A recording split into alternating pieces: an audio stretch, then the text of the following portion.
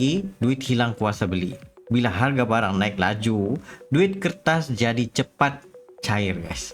Bila orang tidak percaya rial boleh simpan nilai, mereka lari ke benda lain seperti dolar ataupun emas.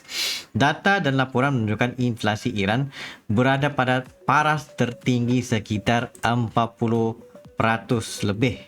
Dan IMF turut paparkan unjuran inflasi pengguna Iran sekitar 42% untuk 2026. Punca ketiga, defisit dan duit dicetak untuk tampung lubang. Bila kerajaan kurang hasil tapi komitmen belanja besar, biasanya ada dua jalan. Naikkan hasil atau potong belanja, yang ni memang sakit lah. Ataupun buat pembiayaan yang akhirnya tambah tekanan inflasi itu sendiri. Okey.